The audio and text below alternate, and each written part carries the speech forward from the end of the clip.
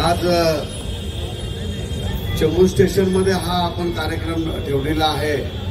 आज माझ्या अगोदरचे वक्ते अतिशय कडक बोलून गेले आणि कडक बोलणं अत्यंत गरजेचं आहे या वेळेला, कारण का माझ्या निवडणुकीमध्ये मी बघत होतो, खरं म्हणजे मी जर अनुशक्तीला उभा राहिला असतो तर कंप्लीट माझा पराभव झाला असता, कारण का तिथे 1,25,000 मुसलमान आहेत। शिवाजीनगरला तर 2 लाखापेक्षा वरती गेलेले आहेत। फक्त हिंदूंना वाचलाय तो चेंबूर वाचलाय, त्यामध्ये पण आता 15 ते 16% मुस्लिम आलेले आहेत। तर हा एवढा जो हा भाग आहे चेंबूरचा, हा एवढाच असंच हिंदूंचा राहिलेला आहे। बाकी जे चारी बाजूला चेंबूरला भेरलेला आहे। जे तरुणांना मागाशी आमच्या वक्त्यांनी आवाहन केलं की तरुण दिसत नाहीये, तरुणांना कळायला पाहिजे आता की चेंबूरच्या चारी बाजूला शक्ती येते आहे, मोठी शक्ती येते आहे। आपण सर्वांनी सावध राहायला पाहिजे, कारण का चेंबूर सुरक्षित हा राहायलाच पाहिजे आणि तो आम्हाला ठेवायलाच पाहिजे की नाही। चेंबूर हा जर राहिला व्यवस्थित तर बाकीचे व्यवस्थित राहतील, नाहीतर मग सर्वांना पळता भुई थोडी होत नाही, कारण का एक मुस्लिम आपल्या बाजूला आल्यानंतर बाजूची खोली कधी घेईल तर माहिती पडत नाही, अशी परिस्थिती आहे। कारण का मी त्या विभागात राहिलोय, त्या विभागात लहानाचा मोठा झालोय, मला चांगलं माहिती आहे की काय परिस्थिती तिथे आहे। बंधू भगिनींनो, बोलता बोलता आमचे राजजींनी सांगितलं की जे काही प्लंबर येत आहेत, वायरमॅन येत आहेत, एसीचे मेकॅनिकल येत आहेत, जे काय येत आहेत त्याची आपण सर्वांनी ओळख ठेवायला पाहिजे, कारण का सर्वांना एसी पाहिजे, सर्वांनाच इलेक्ट्रिक काय ज्या वस्तू आहेत त्या पाहिजेत। मग त्या जो रिपेअरिंग करायला जो येतोय तो आपल्याला सर्वांना समजायला पाहिजे। आज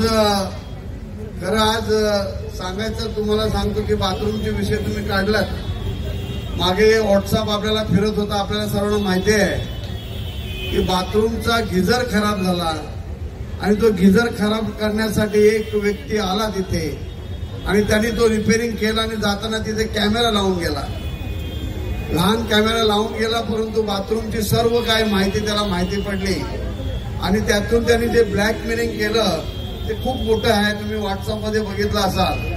तर अशी परिस्थिती व्हायला नको आपण सर्वांनी, आणि त्याच्यावरती आपण लक्ष ठेवायला पाहिजे।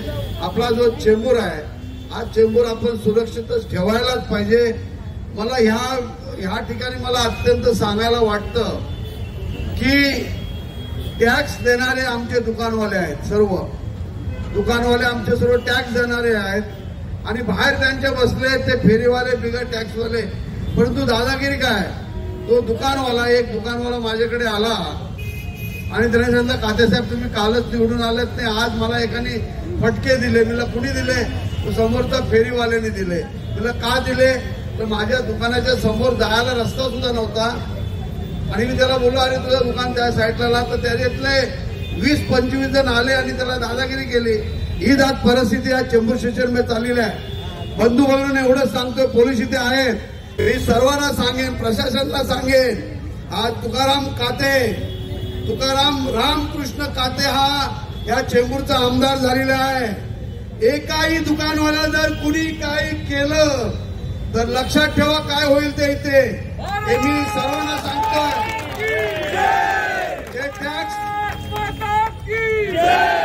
जे टॅक्स देणारे दुकानवाले आहेत, या टॅक्सवाल्या दुकानवाल्यांच्या अंगाला धक्का लागता कामा नाहीये। तर आम्ही हे सर्व हिंदू संघटक, हिंदू बांधव आम्ही गपचूप बसणार नाहीये। त्यांच्या देण्यात जर काय झालं तर तशाच तसं उत्तर द्यायला आम्ही खंबीर आहोत, तशाच तसं उत्तर देणार आम्ही त्यांना, हे लक्षात ठेवा।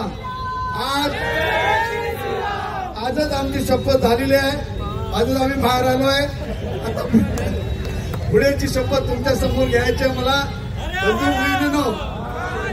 तर दुकानवाल्याला मी एवढं सांगेन की बिंदास राहा, चांगला धंदा करा आणि जर का तुमच्या कोण अंगावरती येत असेल तर पहिलं मला सांगा की हा आम्हाला त्रास देतोय, ही दादागिरी आता खपून घ्यायची नाहीये, हे लक्षात ठेवा।